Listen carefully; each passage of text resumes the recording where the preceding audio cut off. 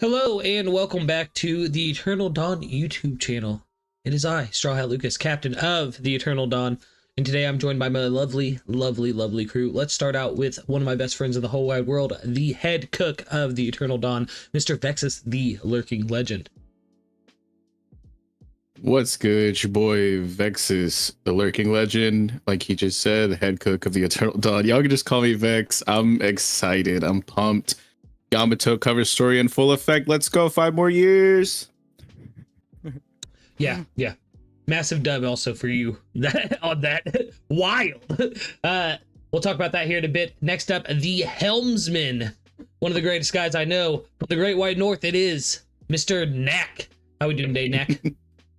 I'm doing fantastic. I hope everybody in chat's doing great. If you would preemptively like the stream, because we all know you're going to and love it, we can get right into the discussion of a fantastic transition chapter we get here. Oh yeah, very hype, very hype. Next up, last but certainly not least, the historian and first mate of the Eternal Dawn, Mr. Kube of the Red Sea. Yo, what's up, guys? Hey man, listen, it's another week we get burned by Oda's cooking, man. It's getting too hot at this point, you know. Man, am I right? This is definitely hellbath. Hellbath is crazy. That's good. So, boys, One Piece chapter 1151. That's enough. I've got this. We see in the cover story, obviously, Yamato is sumo wrestling. I cannot say, what is this guy's name? Yokozuna Sukune? Yokozuna is a title, but yeah, Sukune. Sukune. Yeah, I could never remember his name, so I'm glad we got a cover story with him in it, so I can remember his name. Well, that's not him. That's his brother. You're talking about Urashima. Or Urashima. Yeah, it says it all here, brother. No. Reading the title. No. That is the big brother. That's the big brother. Sukune is the big brother. Sukune. Yeah. But we never knew him. Yeah. But okay. this is this is so cool because I see my guy Kawamatsu over here in the corner, just as happy as can be. Oh my god. Patootie, look at him. Look at him. I won't stand for any slander. By the way, chat, you behave yourselves. That's my goat. That's my favorite scabbard. That's the whole reason I'm glad we're in Wano right now. I mean, Yamato's cool too. But... Hakumai? How do I pronounce this? Hakumai? Hakumai. Is that where they're two? Gosh. Oh yeah, Knack is been spending a lot of time with Lucas. He can't pronounce vowels right now either. Let's go. But yeah, I think this is I won't speak too much on this because, you know, I'm gonna say the same shit. Hashtag 5 more years. Put it in the chat, please. 5 more years, everybody. I would love to see it, but final cover story. I was in Dax Sake's server on, I believe the date was the 22nd of last month, and I was memeing with some of the goats over there, and I had said, like, yeah, let me see Yamato sumo wrestle with that one guy. Let me see them training Momo and sharing drinks with, you know, old man Hyogoro. And like I mentioned like a bunch of, and like literally the first thing I said is, let me see them sumo wrestle that guy. And here we are. So here we are. This is crazy. It's not him, it's his brother. But I don't even care for the W on this. I just think it's so funny. I was memeing. No, it doesn't even matter. I was memeing, and here we are. Like, you called for the brother. You got the brother. This is what I call a generational W. But I cannot be happier. I want to see all of the antics in Wano. 5 more years for real. Next the final cover story. Please, Black Mario, show yourself. Oh, stop. You're doing that for bingo piece, and I respect That's all you get. Like, he's just trying to push the bingo, baby. I called her a cover star to see Black Mario. I need her. Like I said to you last week, that was a great prediction in 2024. Yeah. Oh my god.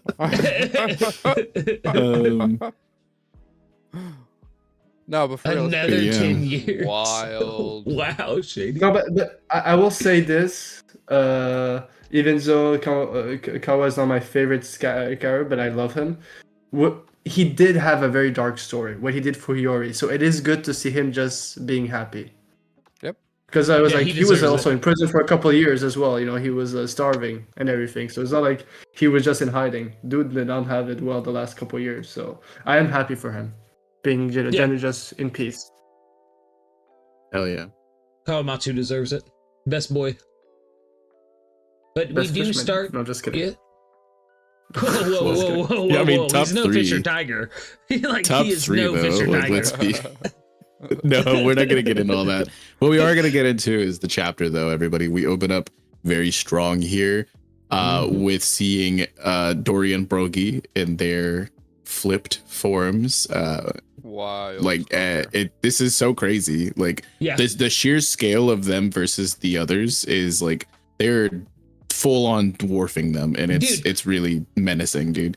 Kashi, who is the one like trying to stop them at the beginning of the chapter, is a tall, lanky giant, and they are dwarfing him right now. Like, Yeah, he's like belly button high, and I'm being generous. Like that Yeah. could just be some forced perspective. You know what I mean? They could be like kneecap high, like against these guys, and it's like, it's just, dude. I'll bet we've been saying this every single chapter discussion so far. Like the sheer scale of this is insane. I'm glad Oda doesn't know what a kilometer is, because like this is just blowing me away. You know what I mean? You know the height difference. It kind of reminds me of, because I said there was a difference between the first time we were introduced with Kaido with Kid and Roof Piece Kaido. Remember that massive Kaido that we 1st saw when he appeared? He came from the sky, where he was like what? He was the size of 10 islands in one. So yeah, it kind of makes you the same impression of the height difference. Yeah. I just love when we get these side by sides kind of, and you know that Oda's just kind of playing it up, and there's that like level of forced perspective, as well as like a romanticizing of things. Like whenever it was Luffy and Doflamingo in Dressrosa, you know, and they were he blocked his foot from stepping on Law. Like Doflamingo was like 3 times Luffy's height. He's not actually that tall, but in that scene he was something enormous, insurmountable. Feels like and a it was giant. like yeah, so like I'm wondering how much of this is actual. Like I'm not gonna pixel scale this, but like it's just it's getting the job done. It's menacing. You know what I mean? Yeah, there is something that I caught with this chapter, and with Brogy that already started last chapter. The way that we see his eyes at the beginning, the way they glow, we seen that with Luffy when Rob Lucci sees him as in Gear 5, and Big Mom at one point when she loses it in Roof Piece. The glowing eyes. Yeah, I would say the which is demonic interesting. eyes. Yeah, very which is interesting. That's a good interesting. catch. Yeah. And we see in full display here now a better shot of Dory in his demon form on the beginning of the next page. Oh man, looks just as ferocious.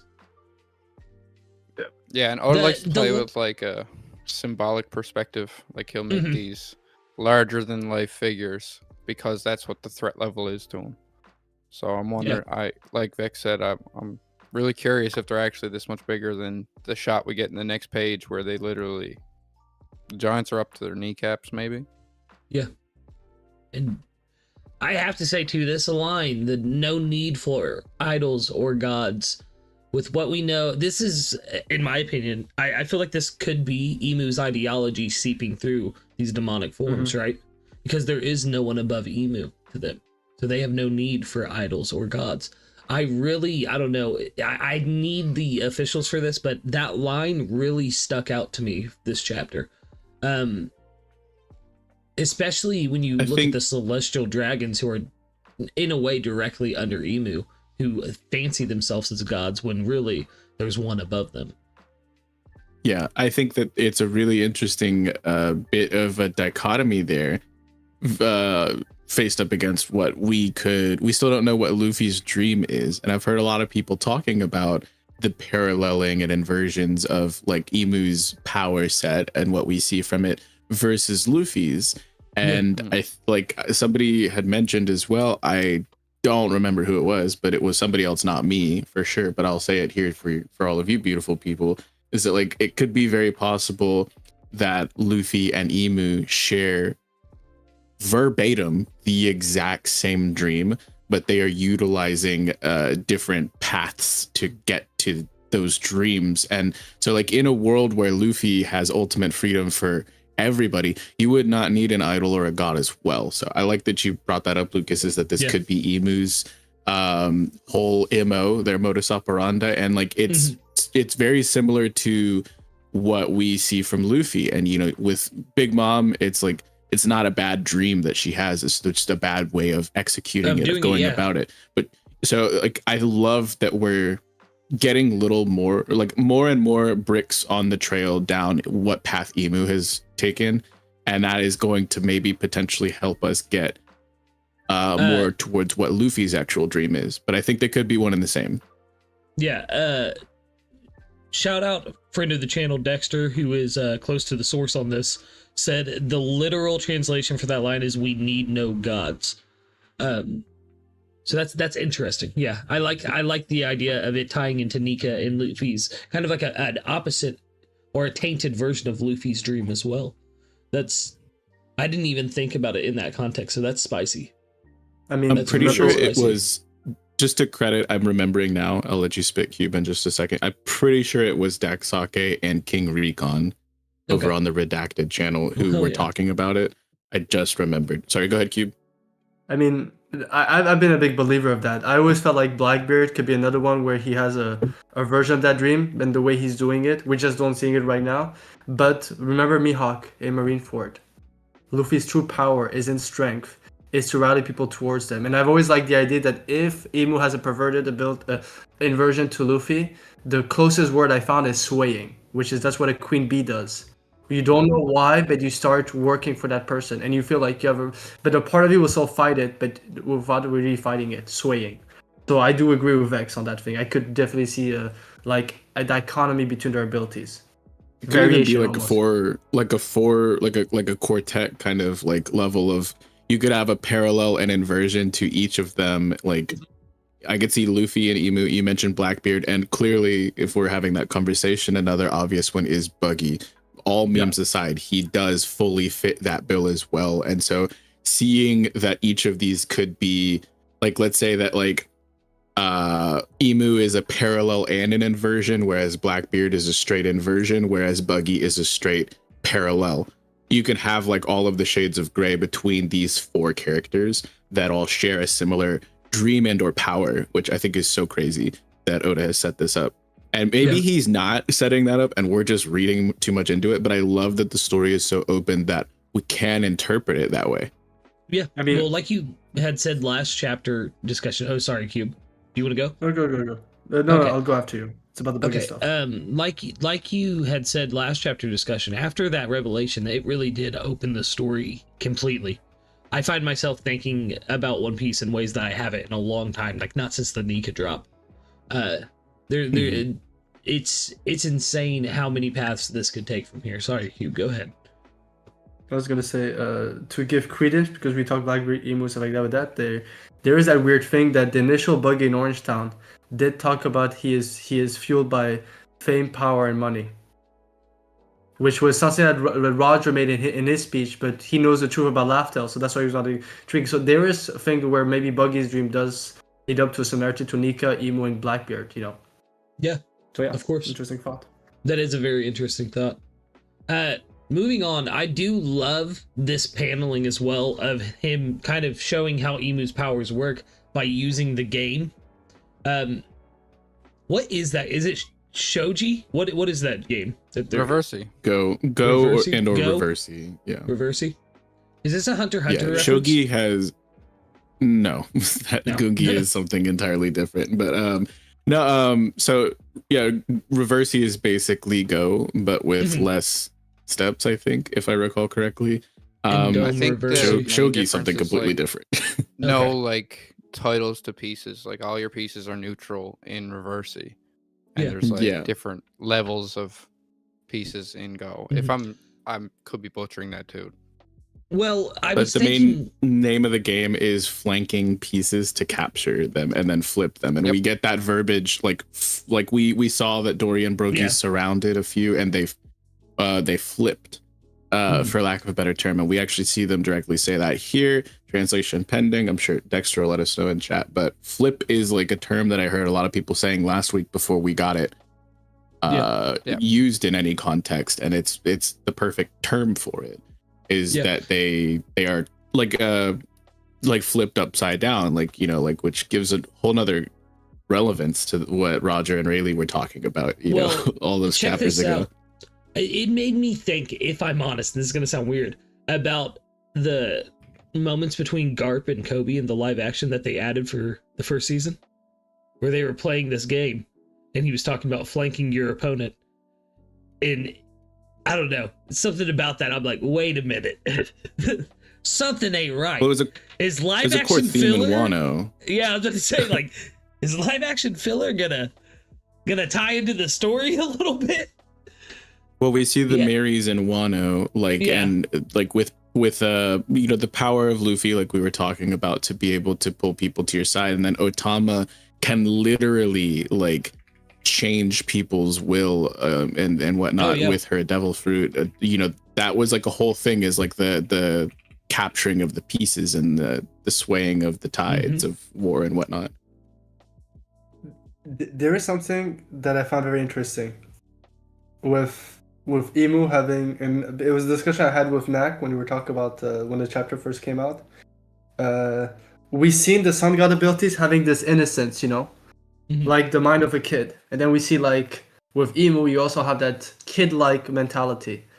I'm wondering if this is the reason why you have the spring fruit, the moshi moshi, the hobby hobby. Why certain devil fruits almost look like they were thought of by a kid. Yeah. And I mean, if you could devil fruit, they're all like they're like creation of dreams, and they keep referring that those beings now are nightmares. Well, so I'm wondering if, like, and we know that all of them, but what if it all comes from the sea devil? Yeah. Well. Yeah, you know, like, yeah.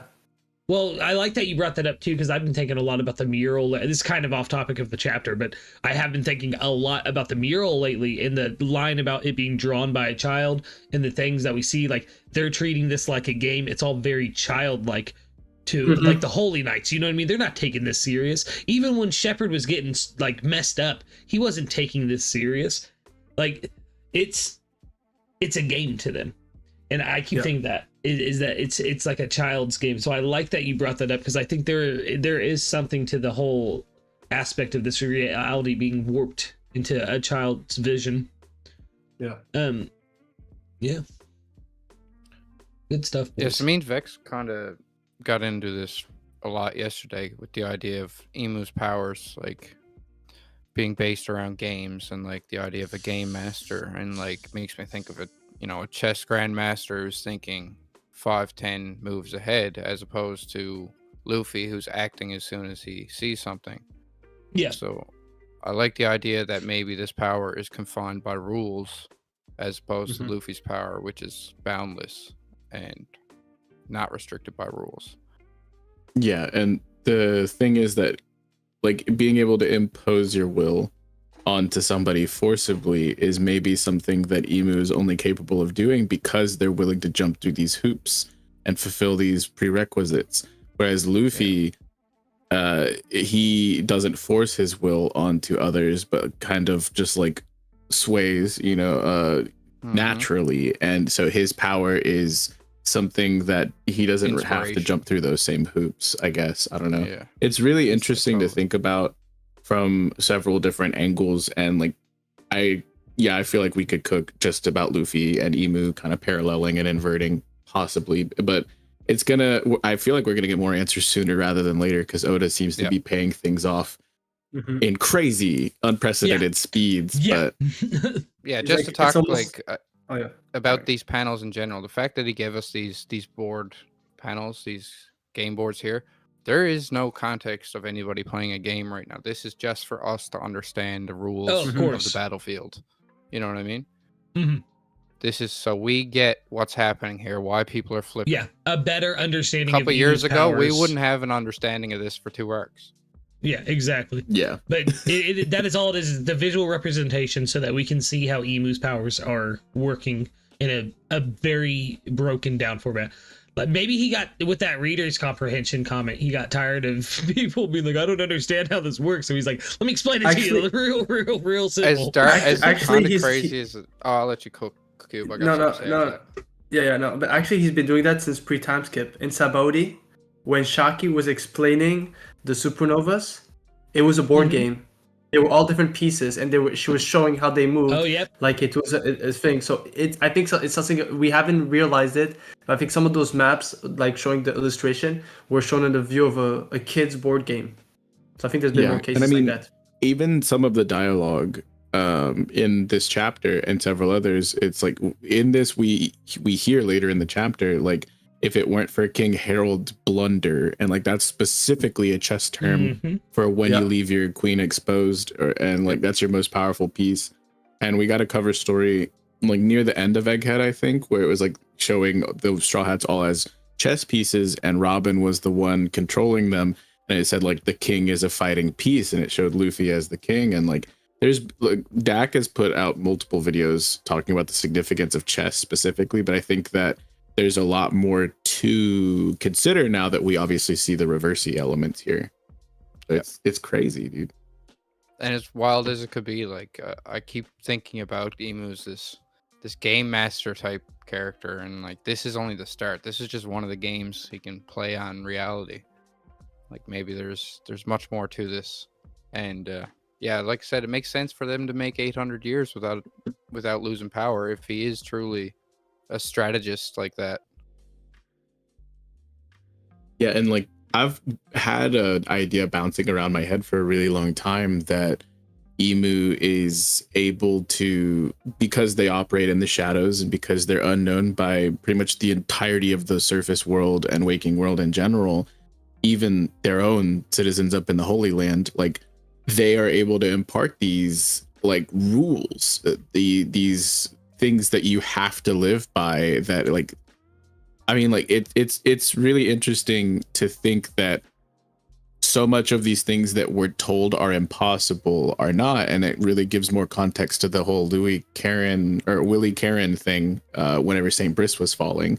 Like anything imaginable by man is possible, and if somebody's telling you the opposite, they're trying to control you, like how Emu's power kind of works. We've talked about it several chapter discussions in a row, but these limitations are just figments of your imagination. They're imaginary constructs. They're nothing fully tangible. And so a lot of people have been talking about if maybe what if everyone goes Gear 5, you know, by the end of this. I don't think I don't need that, but I think that if everyone were able to tap into their imagination unrestricted by these limitations that seem to have been imposed, then I think that would be kind of the equivalent without taking anything away from Luffy.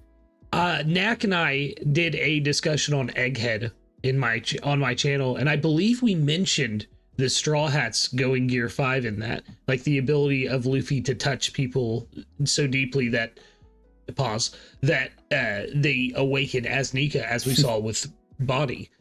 I think that would be wonderful, actually. I know a lot of people aren't for the idea, but seeing the whole Straw Hat crew in Gear 5, like, it would just put such a smile on my face. I will give you a counter, but I wouldn't be mad at it, kind of thing. Maybe satisfy that condition without them all going Gear 5. And that's the inspiration Gear 5 gives to people, brings out their true potential.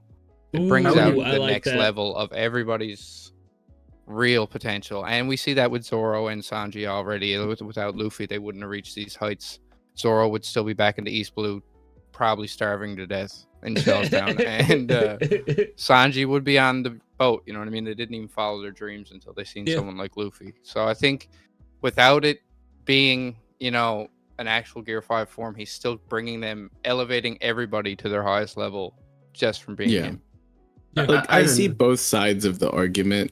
I'll try to be very quick, Cube. I'm so sorry, but it's like so many people were like complaining because everyone's like, oh, Luffy's a chosen one. He's got a god fruit. He's been hacks all along instead of just some rubber boy. And like then people would complain if everyone got that power and Luffy wasn't something. So we don't want to give Luffy too much, but we don't want to take too much away from him either. And I'm like, you really got to pick your battles. You know, you can't have both. Whenever something like this is introduced. But I feel like if Luffy had gotten there by himself and he is able to, if his true power isn't just getting there or, you know, being there just automatically, like clipping like a speed runner to freedom, to the power of imagination. But if his real power is not just getting there, but helping other people get there, I would like that. I would not feel like that is broken and like a chosen one trope as bad as like some people have really said that Wano kind of made them feel. But it wouldn't feel like much is taken away from him. So I think there is definitely a way that Oda pulls this off where we do see other people using the power of their imagination. Right. But I don't need to see everybody in like Nika form. You know what I mean? Exactly. But could you imagine the scene of him giving Nami the hat again or something and her getting inspired by his liberation and like stepping up in powers? It'd be insane. It would be insane. Yeah. The fan base would go wild. Sorry, Cube. Yeah. So you were going to spit. Go ahead. Yeah, because that's what I kind of saw, and it's to do a diversion. I saw with Blackbeard, it was interesting. The three major fights we see him is Law, Ace, and Whitebeard. And there was this thing where Law and Ace almost looks like after the fight, like they're depressed. And I was wondering, what if the darkness fruit brings out the darkest part of yourself? And Whitebeard was so upset losing his son, that's why it didn't affect him. And when I went to look back at Luffy when he first ate the fruit, he said, I've never been this happy. I'm wondering if it's not, Luffy will not enable people to be Gear 5, but when people are losing hope, Luffy will be the only one who has the ability to remind people of their joy, not succumbing to what's happening. So if Imu is using something or the Ghosts are using something, Luffy might actually be like the cure or the loophole type of thing, you know. He could be the Jinbei in Amazon Lily for Luffy, for other people. So with Bonnie, he maybe she was able to go Gear 5, not because he enabled her to go Gear 5. She found the joy in her, you know, just like him, fueled with joy. Well, Bonnie, I actually don't see any real reason why her power wouldn't let that happen. Like with the way Saturn explained it, like anything she can envision, she should be able to tap into. So a Buccaneer type future, a Nika. It has to be like the way that I see it. It's kind of like the quantum realm. It's not just anything that's possible; it's anything that's probable, because he was able to counteract her power and render it useless whenever she wasn't capable of perceiving like any positive futures, you know. So her devil fruit was rendered useless in that moment, but maybe that's just because her imagination was being put in a box, you know. So I don't know, but with Bonnie, it makes the most sense for her to go the most literal sense of Gear 5 outside of Luffy himself. With everyone else, I think it's just going to be imagination. Like Ghost Train said it really, really well in chat. I don't think I need everybody in Gear 5 cloak with Haguromos and white hair and swirly patterns all over. I just want everyone to be able to do all of the things they always imagined they could. Yeah, exactly. I think that'd be sick. Yep. And I think that ties in a bit with what we've seen certain characters' paths been with Sanji, you know, really stepping past his limitations that people thought of him. Like, turns out he is just as strong as his brothers, and he has a sensible mind. And then we see Zoro like imagining himself cut through steel, and that was a big thing with just like manifestation in your mind, the ability to not cut something or the ability to cut anything. And I think it's been in our face a lot, and this just goes to show it's truly the theme of this. Yeah, I mean, the most flagrant one would be Usopp in Dressrosa. He activates observation haki, and he has the most detailed observation haki we've ever seen for a newbie. Yeah. But maybe it's the power of his mind. He wanted to see it, so he saw it. Yeah. To get us back onto the chapter, the next page at least reveals that Killingham is actually good looking. I figured he would be a derpy looking dude, but I figured he'd be like 60 years old. Guys, Yeah. I'm not gonna lie. I thought this guy was the child from Mother Caramel's flashback from Lamb's house. Ooh. And He I still just could don't be. see it anymore. Look I at mean, Donko. if there's Look some at age Donko. She stuff hasn't going aged. on, She for She sure, hasn't but this aged guy, Donko in 19 years. Like, let's Nah, just take a moment to nobody's look at letting those that child go. eyelashes. Look at those eyelashes. Oh my god. Like, Guys, it's official. Orochimaru has made it into One Piece. No, I'm just kidding. oh my god. No, like That is Cavendish. That's sexy that Caesar is Clown. Sexy. That's- I've heard so many It's positive gender-bent things doll. about this man. yeah. That's just hot Hody Jones. Like, Oh my god. This man is torturing children, and we are here for it. You know. oh my Bruh. god. We need a button like H3. No, but like there's is wild. more to this though, talking about like the nightmare what it was it nightmare fissure. Like this is actually like super cool, like because it gives us a little explanation, like because there are fears, like new fears inside of this child's mind. These new fears are then manifesting and crawling out of these nightmare fissures. And so like the more chaos they sow, the more havoc they wreak, it's like a snowball effect. It's just exponential. Uh-oh. Uh-oh, stream. I think we lost the boys for a second.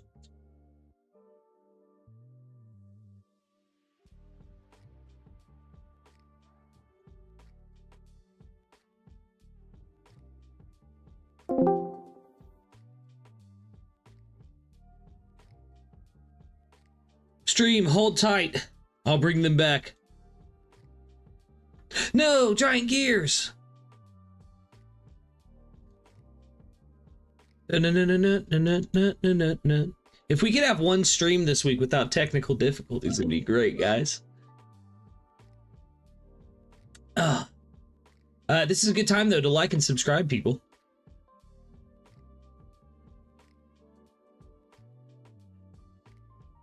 Okay. Lose Lucas.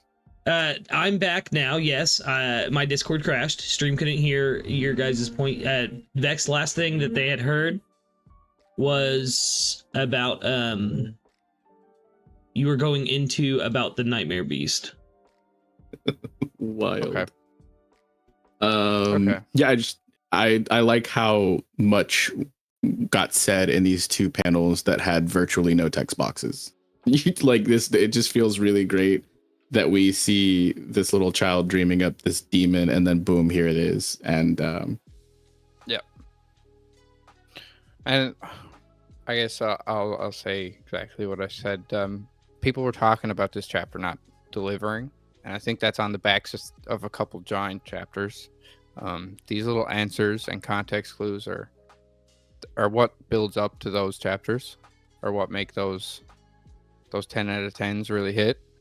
Between the reversey rule set and like the game board, and now this escalation of how we see just how much of a time crunch we're on with Killingham, I think really sets in stone the timer, Oda's famous countdown for the arc.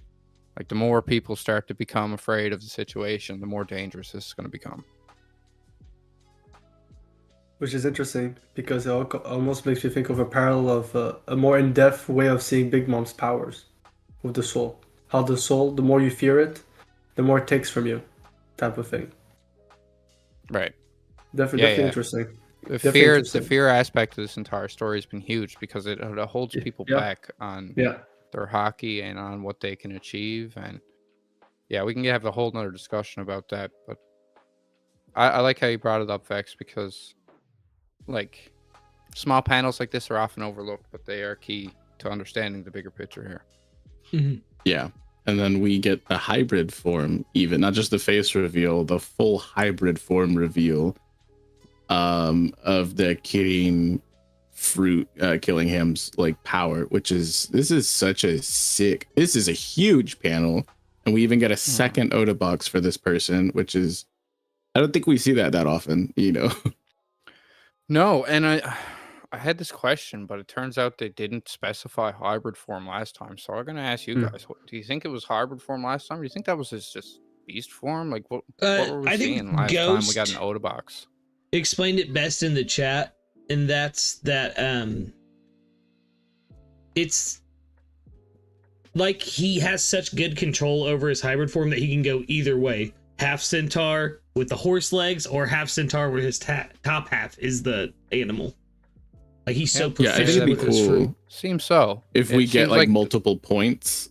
Like Yep. you know, like Yeah, this exactly. is this is like phase point. Yep. I don't know. This is like what Chopper tapped into, but it's another one of the gods, and Yeah. it's showing an exceptional level of Devil Fruit mastery. It almost reminds me of Rob Lucci using Life Return to create a second version of his hybrid form. You know, the more skinnier version where he had more Yeah. speed. Yeah. Yeah. And it makes you wonder about Nosjuro with his Bokotsu abilities as well, because we saw him in a centaur like state. Could he do like the other type of centaur? You know what I mean? Like Dude, let's not give him more. Let's not give the guy more power ups. well, I That's so think he funny. would like legitimately of any Yeah. of the Gorosei. He had such a great showing, so I think that like there's a lot of people downplaying them after Egghead. I don't think anyone's downplaying Nosjuro though. You know what I mean? But this is a really interesting. Yeah, this is it, and this is a gigantic panel. Like Yeah. a full page, you know, is taken up by this, which is like the juxtaposition of like the two tiny panels we got with no text on them before, and like so this is I love how Oda's paneling this. Like this is there's a lot of interesting choices made this chapter. Knack. I just read your comment. Stop Sorry, it! Dex. Stop it! Don't stay No, on topic. Yep. I'm trying to fix their reactives. They're not showing up now. And I made Vex a woman on accident. Yeah, no, we all saw it. We all saw it. I was dead. I was dead. That's why I But needed for to real, say. I got a question for you guys. Bruh. So Reversi is all about turning people and then turn like using the advantage of numbers to keep like advancing your position, and then leveraging that into like cornering your opponent, forcing them into a place where they can't move. Is Usopp and Luffy like the two that need to kind of reflip the giants? Like, are they Yeah, the they need to two that are flankle. going to be able to? Well, I don't know if it's going to be a literal thing. Like, if they just get on both sides of them, they'll flip. But I think they're the two that could snap some sense back into people. I think so as well. Usopp screaming here to Dorian Bragi is it's so tragic, but like this I think what it's telling me. they're going that to Usopp is to important. philosophically flank them. Yeah. Right. It'll be like a, yeah. like a talk no jutsu.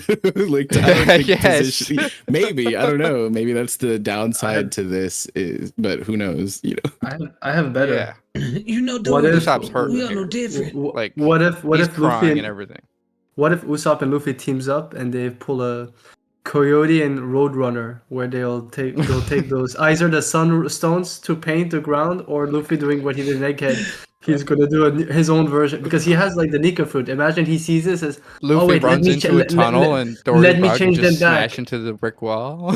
yeah, like let me change them back. He takes out his weird paint he brought up last arc, and he does it. You know, like that would be Oh my funny goodness. if there's a Toon Force type of a It might be wishful thinking. It's just with Usopp being so invested in the fact that it's Dorian Bragi flipping. Like, yeah. he's more hurt that it's them, you know, That's his no friends. longer having their traits that made them his heroes. Yeah, and he says here after the Killingham stuff, like he's outraged and he's like, "How can you turn into something with no pride? Like no warrior pride, This- like no pride at all?" And go ahead. It's heavy. Yeah, if I For may. a small panel.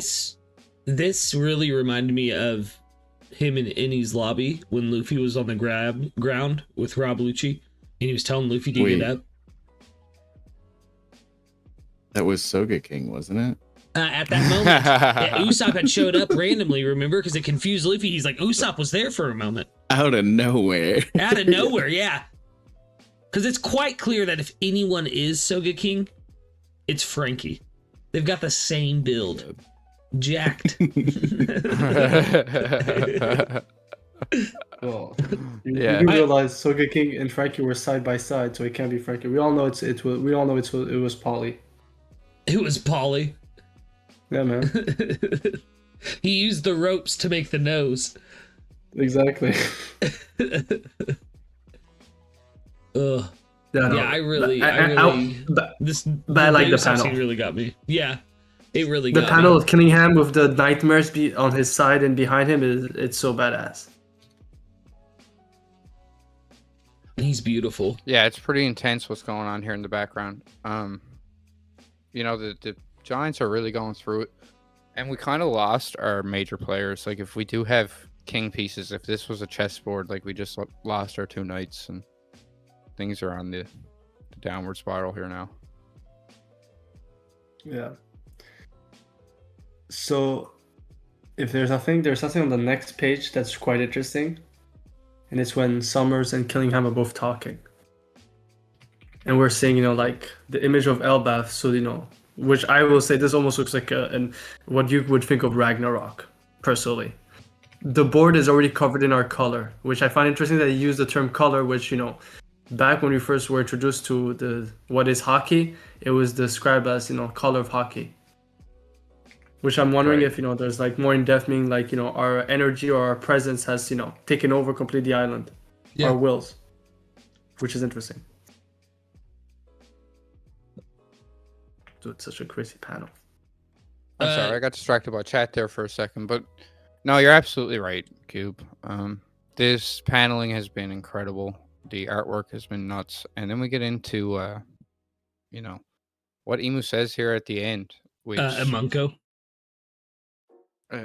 sure, but Vex referenced this earlier. A blunder is a specific term here. It's not just like you know, it could be used in many ways, but it is a very specific term to use here in like reference to the gaming aspect of things. And it's also, I've seen Dak bring this up, similar to how Big Mom blamed a single individual for not being able to have an army under her belt, specifically the Giants, that as well. Yeah. I think this is just cold-blooded. It reminds me of when they did Lucia as dirty as they did. That press on until it shatters, the spirit of Elbaf. They mean business. Like, there's no other way to put it. But it's menacing, but I mean, just to backpedal a bit, like, yes, it's menacing that they're saying this and whatnot, but like, did we not see these panels of these moms? That's terrifying. Like, their will not shatter. That inspired the nightmare. Yeah. But like, I don't know. I think these moms solo Emu, like right now, I'm just gonna be completely real. Luffy, Loki, you know, like whoever else is gonna, you know, enter into the fray, like they're second tier, they're B team. These moms, that's what we need to be looking at. The A team, the M squad. But we do cut from Emu's dramatic, I've been nefarious waiting intent. to talk about So this. have I. Yeah, so have I. We see Chopper, our boy, come in clutch. I love I jumped without thinking. Like, I have it's a so lot Chopper. to ask all of you about this specific stuff, but I need to wait till we get to a later panel first. Okay. Yeah. But yeah, guys, But Chopper. yeah, this is beautiful. He came through. He caught him. Guard point, just like we said last chapter discussion. He cushioned the blow and saved our boy. I love the little Hanna-Barbera ass like yes. Flintstones like wind up with the feet like it's so good. But it's and you just such know a great Toei's little gonna moment for him, use too. yeah, you just know Toei's gonna use like 50-year-old sound effects when this is going down, but I'm gonna eat it up, you know. Yeah. Mew in Gear 5. Well, it's like this. It's a really, really big growth moment, I think, as well, because Chopper, we see him take off last chapter, and everybody was talking like, Chopper, how come you're not helping everybody? But he was singularly focused. Like, we need to save this man if we're going to survive here. I got to do this. And then he jumps off a cliff and he has no idea what he's going to do. And now he's kind of facing this fear and dealing with it on the spot. I think this is a massive growth moment for Chopper. I do too. Also, I do feel like it's something I've always felt like with Chopper, that he pushes his animal instinct for the human aspect of himself. And it kind of makes you think of him not thinking is finding him, you know, following his instincts, not overthinking, Acting. just yes. just going with the flow. Yeah. Well, I mean, it could be instincts. It could be like that this is following his dream. Like, of all of the people who were immediately surrounding him, like Saul was like saying like, I'll be okay, stay still and stuff like that. And yes, there was like, you know, there's bad stuff happening all across Elbaf, but this is a person who, without Chopper's help, will not survive. And as a doctor, your whole creed, your whole motto is to preserve life. Yep. So like this could be like his dream, you know, moving his body for him without his mind registering it. And like that, like, I don't know, I like that a lot. We've seen Luffy turn his brain off and just kind of go into like full fight mode and whatnot. This is kind of like Chopper's version of that, maybe. I'll have a lot more to say about it as well whenever we get. I think Knack and I might be on the same page. Like, yeah. I think we have. Yeah. I think. Yep. But it was a great moment. He launched guard point, and we said it last chapter discussion that like this is a perfect opportunity to see Chopper really step up. I'm happy he executed it, and like Beck said, I love the little cartoony way he done it. But we get to see this amazing shot of the underworld crew. I'll call them the squad. Yeah, and this is so funny. Like Loki and Luffy are still eating, you know, Sanji and Zoro bickering, and yeah, this line here, man. I think this is what we're talking about. But Luffy knowing it was Chopper, this 100%. is wild, massive. A lot of people have been saying that, like, oh, this is potentially Luffy tapping into his voice of all things because he's been able to understand like Zunisha and the sea giants, like down at when they were talking about the two sovereigns, and he's even had a way of like conveying his own will into beasts like the buffalo that Duval has, right? Like, and stuff like that. So or like the monsters Chopper in the underworld. Exactly. Chopper is a reindeer. So maybe it's just the animal side of things. I think it could be something different, but I'm going to let Max spit because he seems really excited about this. I also think it might be something different. So we just had a great conversation about Chopper here, right? And this is the type of situation that we see a few other characters in throughout the story right before their hockey seems to bloom. Let's go. And I'm thinking this like commitment to saving Scopper, this facing the fears, like understanding that he could die, but he's not going to let this guy die. I feel like he might have just went through a little bit of a hockey bloom. Yeah. And I'm here for it. like Shanks, and like when Luffy could tell it was Shanks' hockey in particular with the familiarity, I feel like that's what just happened with Chopper. I didn't even think about it that way. Because I thought it was like, oh yeah, Luffy's just finally getting to the point where he can feel throughout, like with his hockey, who's around him. But well, there's a question to be said with both, right? Because Luffy's had like the early stages were like intent, and like I've heard a third option. You know what I mean? Which was like maybe like a link between Hito fruits, seeing as Luffy and Chopper both share that as well. I like all of this. If it's voice of all things related, if it's Hito no Mi related, but I think the thing that I like the most, and this is literally same brain cell, is that I think that Chopper has just awakened hockey. I got a feeling. I love it. I really hope that that's true. So I have that. Plus I have something to add because it's something that was told to Zoro of all people in Skypiea. And it was Home, OHM, the guy with the Ironclad abilities. And when they were fighting, at one point he said that a true warrior would be someone who's able to master his senses with his ability of fighting. And so I do like the Chopper thing, but I'm wondering if we've seen it since Luffy in Luffy and Wano, Never sensed Shanks' haki 12 years ago, but in Wano, the moment he sensed Shanks' haki, it made him think of Shanks, and he didn't realize that Shanks was just outside. I'm wondering if with Chopper awakening, Luffy's also finding ways to use his observation haki with his 5 senses. Yeah, Sensing something familiar. And like, Yeah. there's another Both of angle to them- this where yeah. I was going into that. Like, Luffy started with like judging someone's intent or their character, and then it was like judging someone's ambitions, and then with Wano, it was like judging who it is as a person. So yes, it's definitely a possibility Luffy's just escalated to the point where he can tell an individual by their energy, maybe Their aura. But like, whatever angle it is, I'm hoping it's Chopper just he's stepped up. activating it. The definitely. Lonely Mage, shout out to him. He was in Discord last night and he suggested, Chopper's at the age right now where Luffy first awakened his haki. Yeah, true. So I can see that. Yeah, definitely. I love that. And I was just gonna say with the 5 senses, and with Luffy, it's very clear on Elbaf. The feeling, sensing the good in Loki, but also he was the only one who heard Loki's haki. He made a comment before he went to him, "What's this sound?" And he turned to the side. So I do think Chopper activating his haki, Luffy came to a point that instantly with one of his 5 cents, he just knew it was Chopper. Yeah. Yeah. Which I'm all for it because I love Chopper and I want Luffy to have more haki bloom. So this is the best time. Yeah.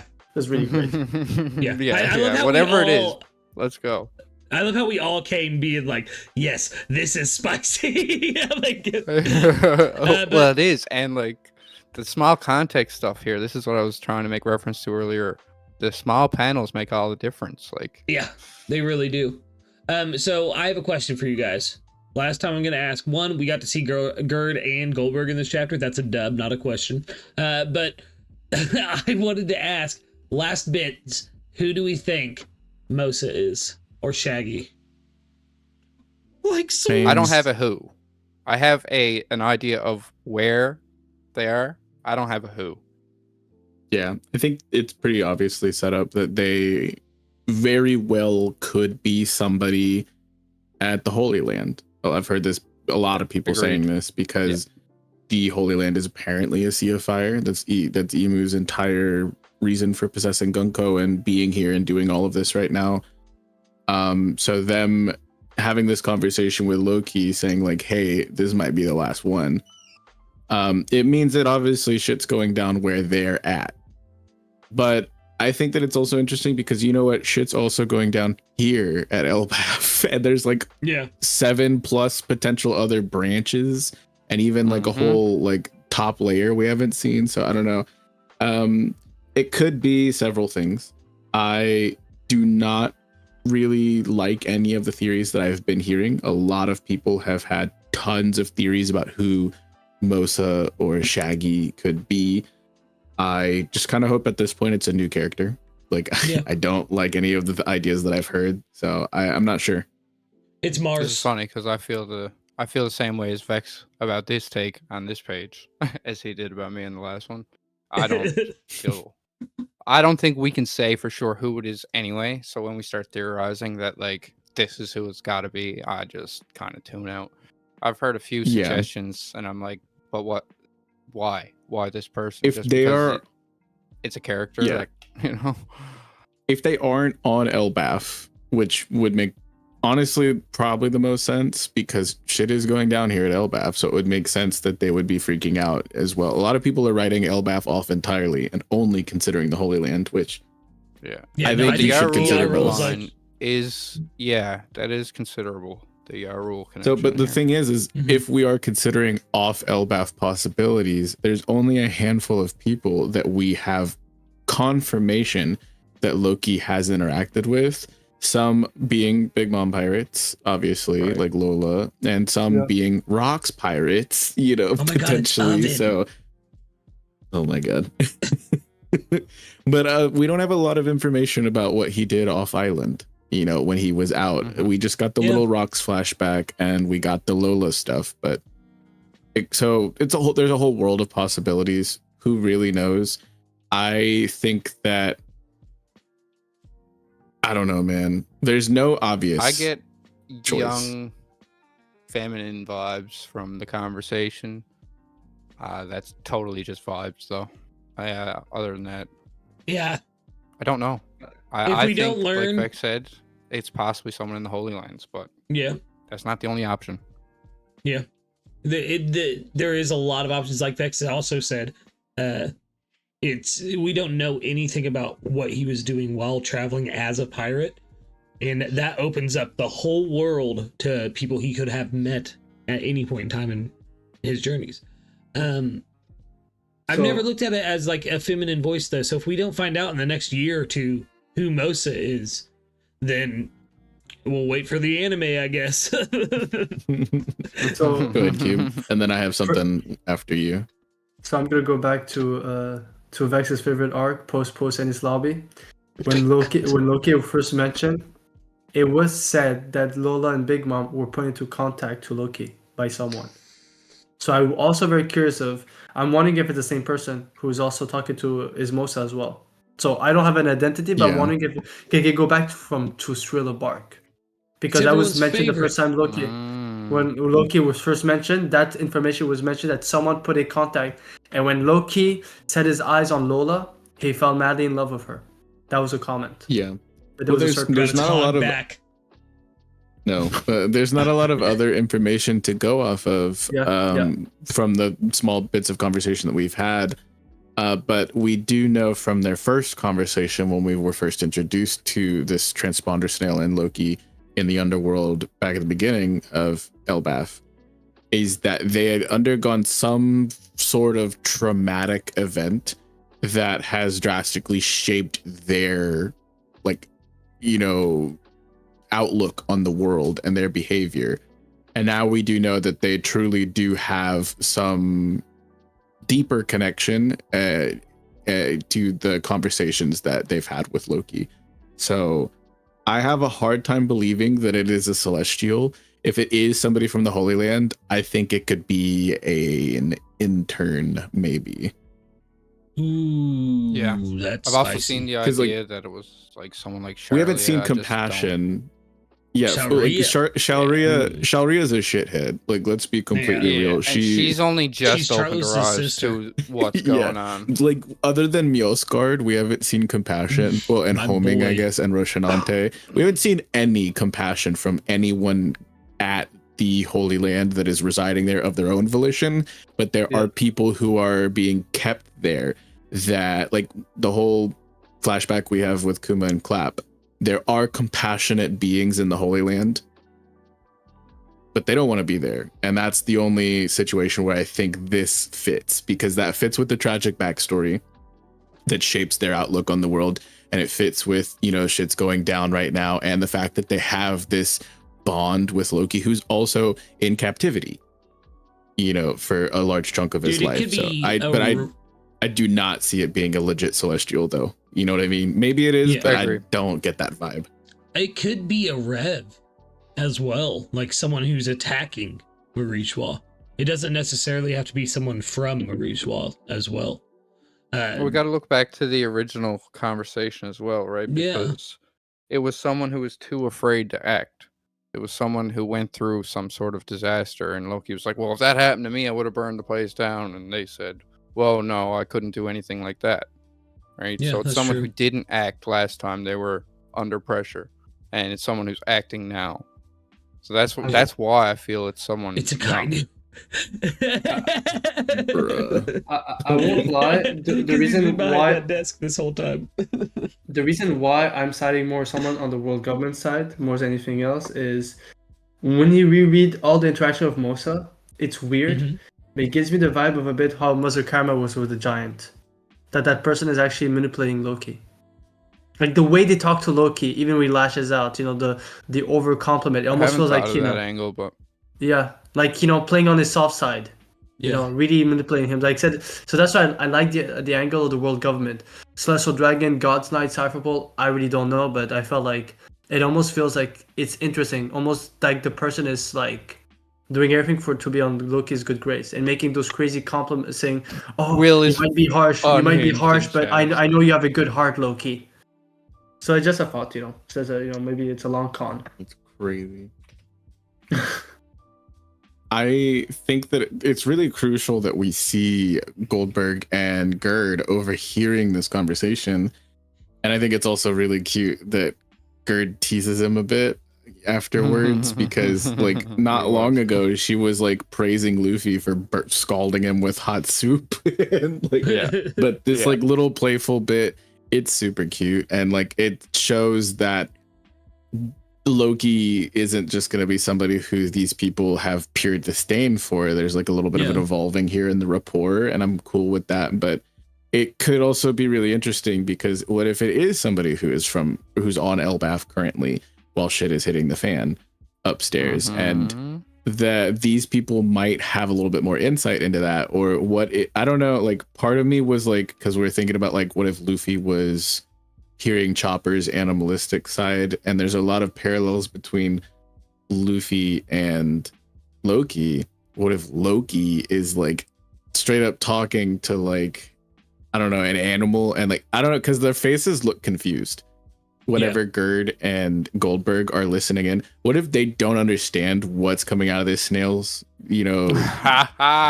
And it's just what if it's just like a completely different language, or it's like, I don't, you know what I mean? And Loki like a dog just feels like he's something. talking gibberish or something. I don't know. It could be something funny like that, but we don't really have enough to go up. Like, I don't put a lot of faith in that. I just think it's funny if that is true, That would be funny. It's like a dog or like a bird chirping, and he's just screaming at it, and they're like, "What?" They're like, "Dude, are you good?" Like, yeah, nice that you got a friend, I guess. This guy's tripping. But They don't know about the going Stinkmen, on, though. That tells me they don't know about all these people in the underworld that are still alive. The Stinkman is crazy. You gotta stop. Well, we don't know if those people are still around. Also, like, Shamrock could have just cooked. Well, Shamrock could have just iced them all. Like true. We also, I like speaking of funny, because you were talking about funny stuff. Chopper being all cute when he's like, "Good job saving him." He's like, "I don't need your praise." I love it. Anytime Chopper does the like embarrassed little kid thing, it is the cutest thing in the world to me. Yeah, but I was talking about the situation upstairs and shit hitting the fan, and we finally, because this has all been in a little bit of a flashback. Yeah, exactly. I'm glad you so brought it then up. we finally get the hockey lightning of I'm assuming Emu's arrival, and so we're catching up both of the timelines here, and I have been very outspokenly against the inconsistent pacing in recent events. So like this, I'm trying to just take it for what it's worth. Like finally our big heavy hitters are getting caught up on to the speed. same page. You know what I mean? Finally, like I'm not gonna harp on like, okay, sure, we're just playing with the timetables again. I don't want to say too much about that. I'm just happy we're finally about to see some shit go down, like some real shit go down. You know what I mean? Yeah. The first meeting of Nika and Emu potentially. Well, I was concerned a lot of people might mistake this ambiguous a few moments earlier and think like this just happened and Emu was attacking again up above. So I'm glad you brought it up, because this is absolutely Oda just converging the timelines, bringing both stories to the same point. So we don't have to see now another 3 chapters of what's going on up above. Like this group can get involved with what's going on up above right now if Oda wants that. Look at the there's actually something. Oh, sorry. Before we go out of the hockey thing, what's interesting is whatever is happening in the underworld, the realm of the dead, the message of Summers was never reached to them, because it happened before the hockey thing, and they're just underneath Gonko. So that's what's interesting as well. That message did not reach to them. Yeah, which is interesting. Well, what I was going to say is there's no Dendens, but there is. Oda does this really cool thing in the empty space around his paneling, where he'll fade it into gray when you start to go into a flashback. So if you look in between the panels, it's all darker than the rest of the chapter. Mm-hmm. Yep, it's like stippling. Exactly. Yep. So I love the idea that Haijuden, Loki, and Luffy. Don't know why Haijuden's there, but they're all gonna step up and try to. Don't know why. He's the Fisher He- King of the He Giants. went the Fisher extreme King of the diff Giants. against Mach-Vice. Okay, That's not calm the down. point, though. This is a symbol of like what the end of the arc looks like. This is Luffy bringing the two brothers at odds together to fight No, a I common know. goal and save Elbaf. You know. I'm just trolling, brother. Lucas just has to meme on everything beautiful in this I do. world. But No, I love this. This does gave anyone- me chills when I read it. yeah, does anyone have anything else to say about this chapter before we get to the absolute best panel in this whole I know exactly where in we're this going. whole interaction? Like, I know I'll exactly. let Yeah, you I'm go happy first the because- crew is caught up. Oh, I'm sorry. Yeah. Go ahead, Q. I was gonna say, I'll let you guys go because I think we all want to talk about the same panel. So don't worry. Best moment. so peak. Oh my god. Yeah, so like I'm happy the So crew is all Sanji caught up. coded. I'm happy they all understand the situation, but I could not stop laughing at the Gabon comment. We kind of needed This was this. perfect. Yeah, we Yeah, really I was needed second. this. Yeah, yeah. Dude, Oh man, just it's seeing so the good. hand, him just holding up the little two. The shaking like, hand, the shaking Yeah, two yeah, the fingers. shaking. You the gotta two get the fingers. shaking down. Oh my god. Like, This dude, is peak. dude, This is so dude- good. the dude Yeah. really shows that he's definitely the other wing of Roger, where No, dude, this is he perfect. would not leave this world without setting the record straight. I was second. Yeah, yeah. The love parallels are one thing. This is the connection we needed. You know what I mean? This Wait, is you guys perfect. think he's saying he's over Rayleigh? No, he's clearly saying that Roger in his sickened state had fallen to third and Rayleigh was top one No, and no. Gabon is number two. And he's comfortable no. being... No, wait, dude, it's No. accurate. It's accurate. Yeah, Gabon sure. Gabon is stronger than Rayleigh. He just said it, dude. wait. It's The- clear now. I mean, there's a reason he was at Elbaf and Rayleigh was only at the midpoint of the Grand Line. Yeah, Oh, man. stop. Oh, stop you. No, I love this. This is Power so scalers, eat your hearts out. This is so Have funny. fun with it. I'm here Yeah, for the yeah, comedy. yeah. Yeah, I So- don't come to One Piece for the fights. I come for the comedy, and this is so funny because it's like It's it's so comedy good. that's jabbing at the fights, you know, like a bit. And And like, there's a little nod here to the Sanji Zoro relationship as well, with the panel with Luffy and Zoro, where Zoro's extremely frustrated, like, oh, he really was a big shot part. No wonder he was so He was tough. so tough. And he's just so grumpy about it. And He's like, yeah, it's right on the nose. Oda knows exactly what he's doing here. It's funny. This is it's so comedy. good. However, And I Luffy am being like, happy. that old man. Sorry, Cube. I am happy that Luffy got that before they go back into battle, because if obviously Scopper is going to be patched up by Chopper, and I would love him to go back with the others, but it's something we've seen with Whitebeard. Before he actually knew who Whitebeard was, Luffy did a whole rivalry thing.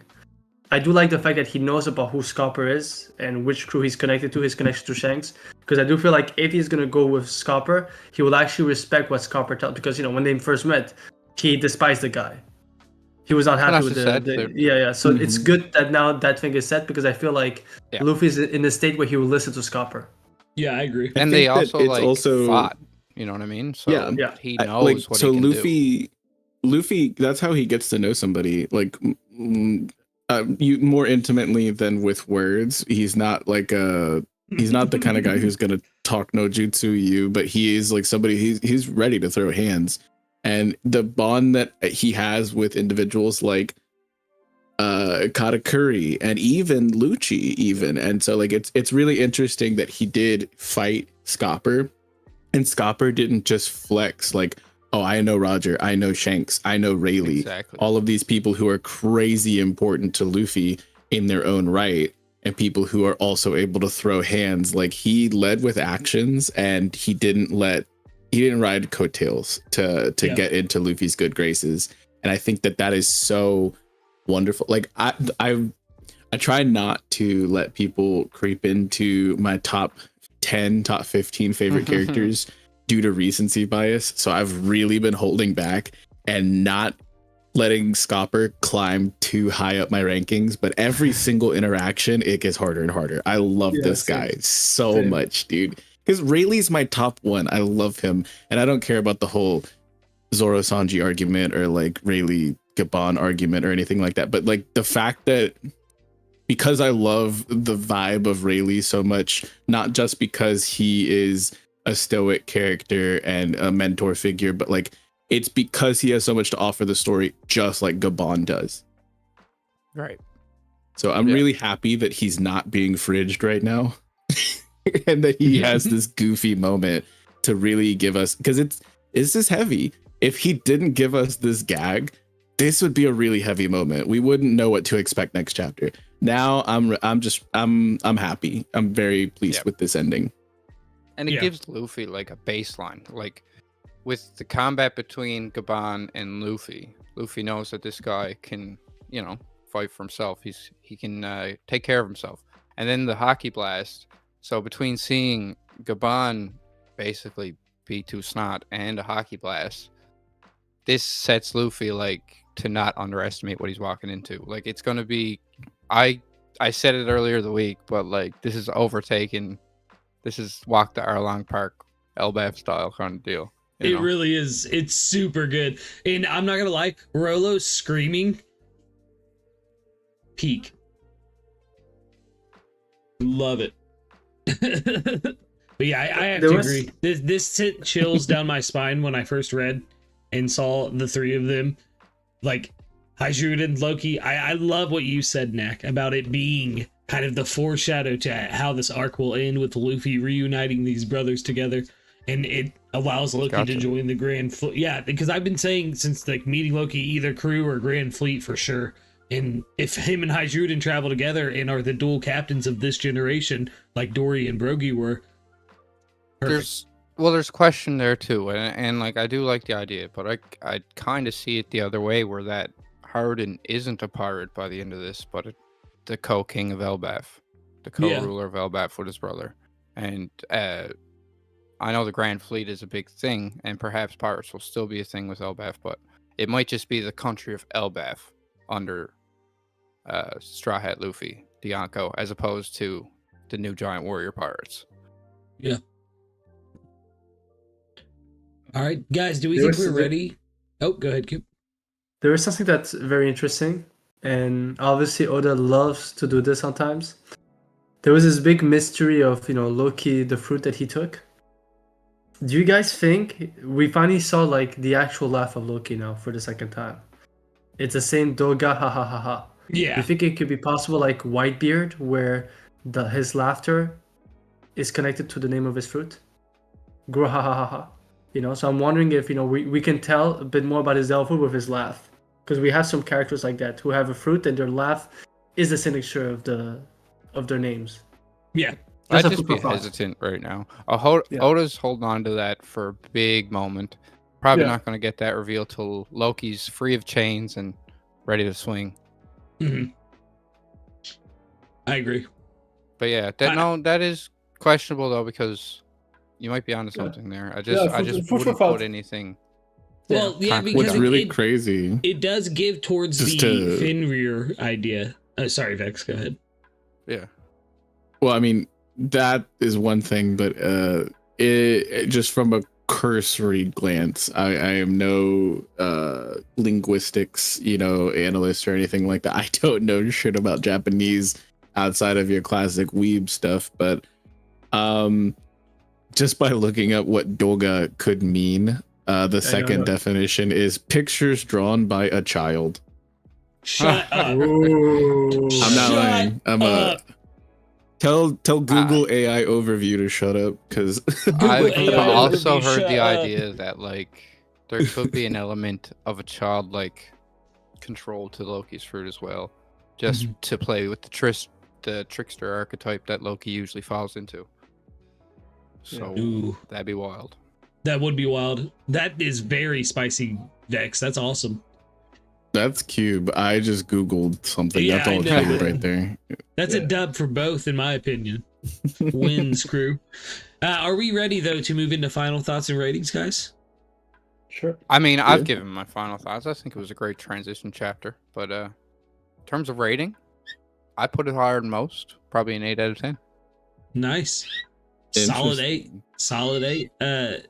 Cube, how about you, brother? Final thoughts, rating? So I'm gonna rank it by giving it the name of my favorite marine filler episode. I'm gonna give it an 8 for G8 because I think compared to the two last because the two last chapters really took us by surprise. So I think now we're a bit in Stand on shoulders emotion. of giants. Yeah. So now right now it's a bit more. It's still crazy, but compared to the shock of, I mean, 2 chapters ago the Brook thing, okay, and then after the transformation, you're like, okay, now we feel like we're getting to it. So yeah, I put the others at 9 and 10, so I would put it at an 8. It's still good, but it calmed down a little Vex. bit. How about you, brother? Yeah, I think SSJ8 Cody, friend of the channel, had said something very, very well when we were talking about it a few days ago when the scans first came out. He says that this chapter, it feels like it's a really solid chapter, but it might suffer from its placement in between a solid 10 and a break week. Yeah. And if I'm not mistaken, it's a bit of a longer break week also. And I don't know. Like for me, I see it as like a solid 7.5. I don't think it's a bad chapter by any means. 7.5 is a very respectable rating, but I do think that it is 100% a necessary chapter. Like I saw Shady saying in the chat earlier. But I think that maybe we could have been on break last week or like this week and gotten this on the return. I don't know. I feel like it just would have been, because like after Gear 4 or Gear 5, we had a month to just like really digest and ruminate with the big reveal that we got. This feels like it was necessary to reintroduce the strong heavy hitters on our side of things, but I don't know. I would have probably left it with the bigger cliffhanger and gone on break this week instead of next. You know what I mean? Yeah. If I I think- could, before you Oh, of go course. into your rating, I think if you were to look at this amongst the last 3 chapters and to go through them in succession as opposed to week, it would be a more cohesive story, Hello. especially with the way they jump back in time after we kind of got some reveals. But yeah, I definitely agree with the pacing or the positioning argument of this chapter. Yeah. So do I. I similarly to Vex give it a rating of 7.5. I think it's a good in-between chapter. I don't think Otis swung below a 7 in my opinion this entire run in 2025. Dude, since Egghead. Yeah, since Legoland Egghead. was definitely below a 7. I like that a lot. I'm not gonna lie. It had me going crazy with theories. But I think that, the killing him stuff was awesome. Like nobody accepted or expected him to be a babe, I think. And obviously seeing the Giants rally and everything was cool. It's one of those cool down chapters that you need. It's the mellow, the calm before the storm kind of thing to me. Yeah, so I definitely think that it's 7.5 is a fair rating. And but also, yeah. just to bounce off like what I just said before we get out of here, I appreciate Mhm. you guys in chat for being here with us this whole time. Chat's been awesome. Yeah, Thank you you guys are very goated. much. But I think, like, especially with the chopper stuff we've seen, like if we look at the past three chapters, this one included, that there was a little mini journey that Chopper went through, both with witnessing Saul's sacrifice, Robin stepping up against all odds, and this final, like, personal journey he took. And I do think that this was a little mini Chopper moment here. I think so as there's well. a lot of growth, and I wouldn't be surprised if we were all kind of right with our intuition, thinking that something happened there with Chopper and Luffy. Excuse me. So yeah, I'm really excited about the future of where this goes, and I really like Emu's power system. Seems to be crazy cool. You guys realize how long it's actually been since Chopper's been part of like the main fighting squad, like going towards the villain? That's what's about to happen, right? Yeah. More than likely, because Gerd is the one fixing up Scopper, and I think Chopper will be the one that will have the knowledge to harm the immortals in some way and be able to share that with Luffy as a conduit for Scopper. We hope.